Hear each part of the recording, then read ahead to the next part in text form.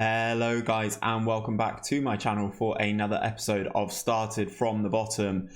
We've been promoted from the Championship. We are now a Premier League club. Bath City are a Premier League club.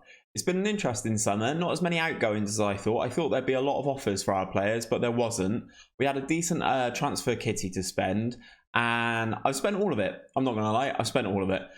Let's get into today's episode and we will go over the players that have come in and let's play a Premier League game.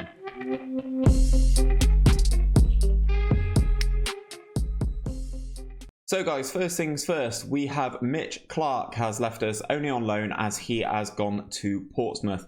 Nothing too spectacular about Mitch Clark. I mean, he's very solid in a lot of attributes.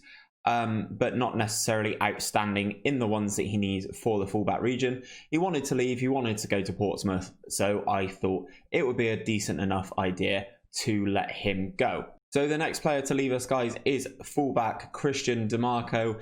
The Italian wanted out, he wanted to go to Swansea. He's come in from Inter Milan, did 2 good years at Bath City, doing pretty well for us. He's now valued at 1.8 million. That must be down to the contract that they gave him. However, we sold him for 725k. He wanted to leave, so I kind of just let him go. People were a little bit frustrated, the fans were a little bit frustrated that I did let him go for such a fee, but he never really caught my eye that much. I mean, 6.91 in League One and then a 6.82 in the Championship, which also got him, let me see there. He got 9 yellows and 2 red cards last season. I could do without that at fullback, to be perfectly honest. So he has gone to Swansea, who are in the Championship. So he's playing in the division below us, but I guess Swansea at this point still have a bigger reputation than Bath City. Now let's talk about some incomings. As you can see, Anthony Williams has signed for our under-23s. He's not my kind of player. He was signed by my head of youth development for the under-23s. I'm kind of just letting him do his thing at this point. I've got some faith in him. I've upgraded my staff. I've got really good staff now. So yeah, he's brought in Anthony Williams. I think he was released, was released by Tottenham. Nothing too spectacular, decent potential ability of around 4 stars there, but that's probably because there's a lot of good players in my team. So yeah, that is Anthony Williams, who's been brought in for the under-23s. As you can see, we did manage to bring him in for free at the end of his deal. He's kind of an understudy to Christian Muzo at this point. Another Argentine, really good technical attributes, really nice technique, passing, vision, work rate, that sort of thing. Obviously, as you can see, he's valued at 7 million. That's probably because we are a Premier League club now. All of our players are worth that little bit more. He's got the Wonder Kid description, so media description. Is nice, fairly professional personality as well. So hopefully he turns into a nice, tidy little player. And now we start to move into the players that I have spent some money on. First up is fullback Gabriel Rivas, Peruvian, who came in from Universitario. God, I'm butchering some of these. 18-year-old fullback, really nice stats for an 18-year-old. As you can see here, brought him in for 850k. Not a huge fee for someone who's going to be in a Premier League team. He's played for us once already in the Premier League. He's been playing in the Olympic Games in the South American qualifying, so you know he's got ability. A really nice bravery on the kid, which really drew me to him, to be perfectly honest, and the fact that he likes the ball played into his feet. A relatively technical player. If you look at him and Mitch Clark, who I let go out on loan, there's not a great deal of difference at the moment, but obviously Rivas can and will get better, especially now we're in the Premier League. Once the new training facilities are done, fingers crossed that soon, we can start working with these guys a lot more. Next up, we have Australian Ashley Ilderton. This guy, I don't know what to say about this guy. He's either footed, he's got the Wonder Kid description again. Scouts are doing really well. Get yourselves an Australian scout if you can, guys. I've got a scout who has some knowledge of Australia. I also say the same for North America as well. US, Canada, Mexico, that sort of region. because Ashley Alderton here, he's come in on the end of his deal. However, because of his age, we had to pay some compensation for him. So we've currently paid, I believe, 1.2 million for him, 1.6 million. Minimum cost was 1.2. It's gone up to 1.6. I think the total compensation can go up to around 2.3 million to Melbourne City. It's a decent player, but as you can see, if you go back to his stats, really nice all across the board. Has the potential to get a lot better. 15 pros and 2 cons as well. I mean, you know, if you look at his current star rating in the position, he's better than Fusto, who we've already discussed. And he's almost as good as Christian Muzzo, which, if he is as good as Christian Muzzo, then I've got a hell of a player on my hands here in the future. Okay, so now we start to get into the big money spent. Please welcome Valentin Vega, who joins us from Uruguayan side Nacional, where he scored 10 goals in 24 games for them. I don't think I need to do anything about this guy other than just say, look at him. If we compare him, I wonder if I can compare him to Marvin Burke. Okay, guys, as I've said, all you need to do is look at Valentin Vega. I've pulled up Marvin Burke so that you guys can see the comparison between them, the direct comparison.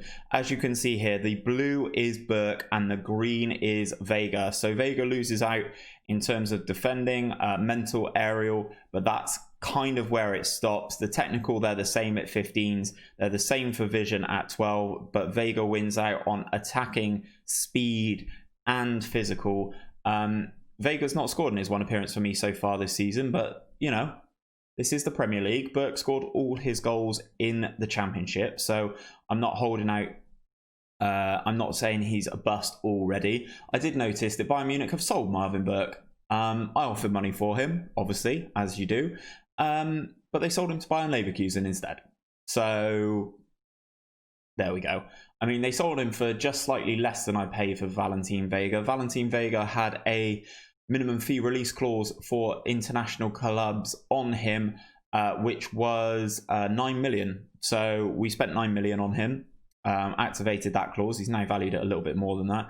But if we look at the stats comparisons in the areas that I think really matter, yeah, okay, Burke beats him in dribbling, but Vega's got better finishing, he's got better technique, he's got much better composure, he's that little bit quicker.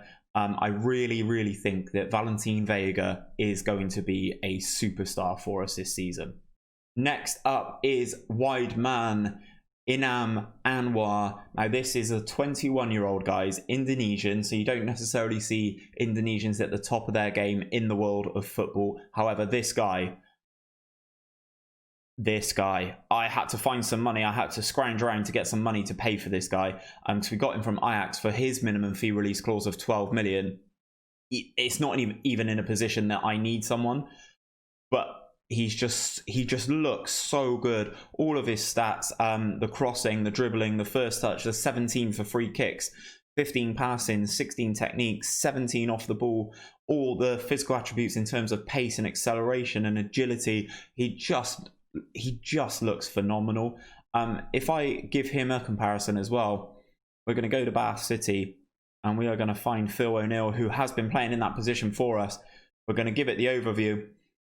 Anwar is the green, Phil O'Neill is the blue. Anwar wins every category except from vision, where he's down by just 1. He's come in, he's going to be our star player, I think. Him and Vega are really going to be the ones to hopefully do it for us in the Premier League. Lots of pressure on these guys. And finally, guys, hopefully a potential jewel in the crown of Bath City is Felix Fury. So we signed Felix Fury from Hoffenheim. He did have a minimum fee release clause, which I did try to activate, which was 23 million. I offered that, and the board said that they didn't feel that it justified the money that would have been spent. So I then had to cancel that deal, and then I went back to Hoffenheim and offered them 15 million. His current value at the time was just under a million. I think it was like 875k or something like that. So to offer 15 million for a player like that, I think it was definitely worth. But if you look at his stats, really good dribbling, his finishing's poor, but we'll get onto that in a sec. Really nice first touch, good passing, really good technique, nice vision. He's just what I want. He can play that attacking midfield support role, which I personally use in my formation superbly. He just looks great to me. It's a little bit of an upgrade. I think he's an upgrade on Musselwhite, who obviously went back to Arsenal last in the summer, and he has started his time at Bath City superbly. If I just jump into our schedule, there's all pre-seasons. No one really cares. We drew with Arsenal, beat Sporting, beat Benfica. Benfica's B team 5-0, Sporting 6-0, Cheltenham 3-0, Bristol Rovers 2-1, and Celtic 3-0. But in this first game of the season, Felix Fury was unreal. Now, this is the Premier League, and Birmingham are in the Premier League, so you have to respect them for being there. However, George McCacheran was sent off in the 3rd minute for Birmingham, and then we just dominated the game, as you would expect. We are a good team. We play the ball well, and against 10 men, we are not going to make a mistake. But Felix Fury, in his debut for Bath City, bearing in mind he's only 19, he's only 19, he scored a hat-trick for us in the Premier League, and we got off to an absolute flyer. One thing I will say about this game as well, you may be looking here and seeing who on earth is Matt Clark-Castle. That is a mistake on my behalf. I didn't realise that Beatty was away at the Olympics with the Ivorian Olympic team, and he's still there. So I don't have a backup goalkeeper because I let Smithies go and Manel has retired. So I don't have a backup goalkeeper. I don't know who this guy is. Let's jump into the squad. I can't even jump into the squad. Let's jump into the tactics. Where's he gone? Oh, he's gone. Where's he gone? Why can't I find you? Under 23s. Squad. Not in there. Under 18s. Squad. That's not the goalkeeper who played either. I can't even find that goalkeeper. He's so not a part of the team. I can't even find him. So yeah, the opening game of the season was pretty good. Obviously, if we flick over to the Premier League, we're top. And yes, that will be a clickbaity title, and I don't care. We are top of the Premier League. So there we go. So yeah, big start to the season. It's going to be a very tough one, obviously. Let's get into today's game against Watford. So guys, just a few things to update you on off of the field.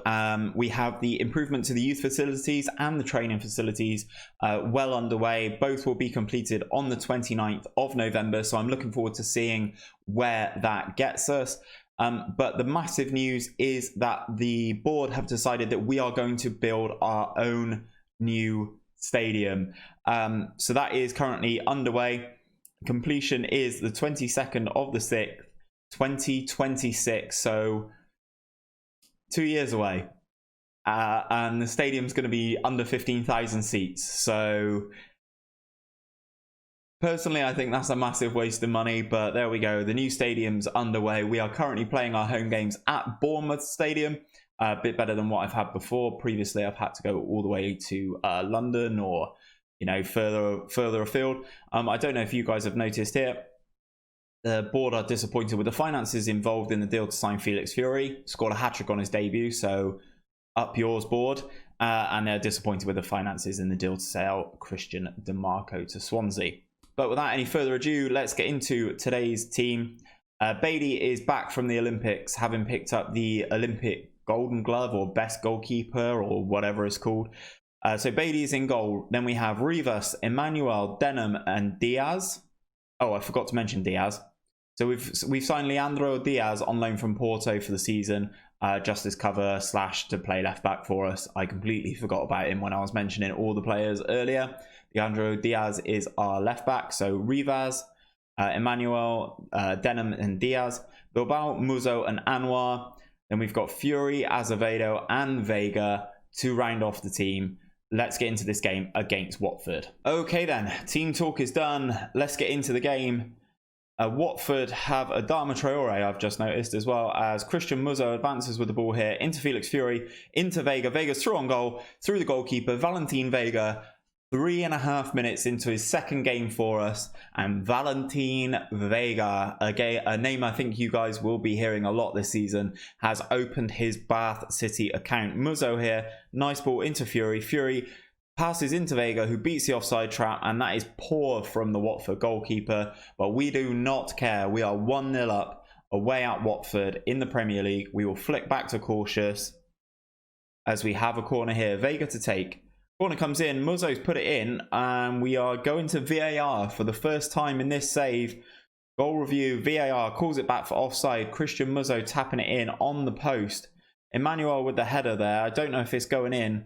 It's potentially not going in. So Muzzo does put the ball in the back of the net, but the referee disallows it via VAR. The first time that has happened in this save. Muzzo with the free kick then goes direct. Good save from the Watford goalkeeper there. But is the highlight over on the corner? Vega to take the corner, swinging it in, and Watford are able to clear, but only as far as Anwar by the looks of things. Back to Azevedo, and that is the highlight over. Oh, no, another corner. Here comes Vega, and there's Ollie Denham. Very in it. Absolute stud, the Manchester United, former Manchester United centre-half. Him and Taylor Menji both got a little bit disappointed in the summer. Both asked for new deals. Both got new deals. And Oliver Denham there rewarding me. Valentin Vega with the assist. Vega with another corner then. Swing the ball in. And this one is cleared again only to Anwar, who looks out to the left-hand side. Oh, Vega has an absolutely thunderous shot. Saved by the Watford goalkeeper, but he was flagged offside. Another highlight then is Gasparini. Oh, God, I thought that was going to go in. That would have been the goal of the century there. Goalkeeper with a poor goal kick. And I think that was Matías Bilbao, who fired from long range but missed the target. So we are 2-0 up at halftime. Unbelievable performance for the boys. 52% possession, 16 shots, 13 on target. Really peppering that Watford goalkeeper there. I clicked the wrong one. That's disappointing. I'm very happy with your defensive work. I'm also very happy with your playmaking efforts in midfield. And I'm also very happy with your efforts in the final third. That's not actually what I wanted to say, but I wanted to get a little bit of morale back into the boys, having clicked the wrong thing. As Muzzo's on the ball into Felix Fury. Ball over the top. Here's Vega again. Vega's through. Vega's 2-0. Back to the referee. Another goal disallowed through VAR. Fury with the lovely ball. This time Vega is offside. Looks like Watford are trying to play that offside trap. We will catch them out. Vega making no mistake, putting the ball past the goalkeeper. Tough with the VAR. Anwar with the free kick on the right hand side then. Swings it in. Referee stop play. A penalty's been given. Valentin Vega gets to step up to make it his second of the game. And Gasparini saves it. Wow. Fair play. Watford with a set piece of their own. Headed over the bar. Gasparini goes up to a 7.5 in this game, where I thought he had been absolutely dreadful. Vega on the corner. Whips it in. Looks like they're able to clear, but only as far as Vega on this right-hand side. Goes all the way back to Rivas, who goes all the way back to Bailey in the Bath City goal. Taking his time. Out to Diaz on this left-back spot. Diaz back to Denham. Into Muzzo, who makes us tick. Into Anwar. Goes past one player. Into the penalty area. Gets tackled. Very good challenge in the end, that was, by the Watford man. I think that was Dallet, maybe, potentially. Watford can't clear it very well. Only as far as Bilbao. Back to Emmanuel. Muzzo in central midfield. Finds Bilbao. Good run. Good finish, Matías Bilbao. Great run. Broke the offside trap that time. And Matías Bilbao is there to thunder home his second goal of the season. Christian Muzzo on the assist again. Azevedo knocks it back into the midfielder, into Bilbao, who leathers that past Gasparini. 3-0 Bath City. So with 15 minutes to go, guys, I'm going to make some subs. Leon's going to come on and get a game. Anwar is down to 50%, so he will also be coming off. And we are going to give Fusto his debut. Christian Muzzo's been really good on the assist, but he is done for the day. Don't want him getting too tired already. As we go straight into another Bath City highlight, throw in there towards Leon, who heads over the bar. Nothing going for Leon so far. We've absolutely dominated this game. Watford not really offered a lot, as Suarez is in here. Luis Suarez, but not the proper one, has just pulled a goal back for Watford there. Bailey should have done a lot better, in my opinion. Long kick from the goalkeeper, brought down easily by Fernandez, plays in Suarez. It's just sloppy all around, and the ball goes through Bailey there. Disappointing to have conceded a goal like that. All the way out to this left-hand side, though, for Watford. It's a nice little passage of play for Watford. They've left it late, but they are starting to play quite well. As Cornell goes past his man into Suarez. Suarez gets tackled by Emmanuel nicely, and Bilbao is on the ball and is able to emerge out of our half. Finds Leon up on this right-hand side, but he's got no support. Into Bilbao, who drives, takes a strike, but goes just wide of the goal. O'Neill with a free kick just at the end of injury time towards Emmanuel, who heads over the bar. Looks like that is going to be all she wrote for our second appearance in the Premier League. Rivas takes a throw long. Leon is able to get onto it. Gets tackled. And Watford are able to counter. Are they? No. Phil O'Neill with a foul. Referee gives a free kick. That brings up the 95 minutes. Fernandez on this near side. Gets a throw. Whenever you're ready, referee. And there it is. Full time. Bath City 3. Watford 1. Really, really good game again from the boys. Very happy with how you played. Well done. Bath go top of the Premier League, so I can still use that as my title. And we are top of the league. As I mentioned, 6 points from 2 games, tied with Manchester United, both with the +6 in goal difference. So we are top on alphabetical order. If we jump into our schedule, let's look a little bit further down and see where I can bring you guys back. We've got a nice little run of easier games. We've got Everton, then Wolves, then Burnley, then Leicester, before we take on Liverpool in the Premier League at home at Bournemouth Stadium, even though it's at home. I will bring you guys back for that game against Liverpool, as we owe them one from that Carabao Cup defeat last season. So that is it for today's episode, guys. If you have enjoyed the video, don't forget to give it a like underneath and subscribe to my channel. But for now, I will see you very soon.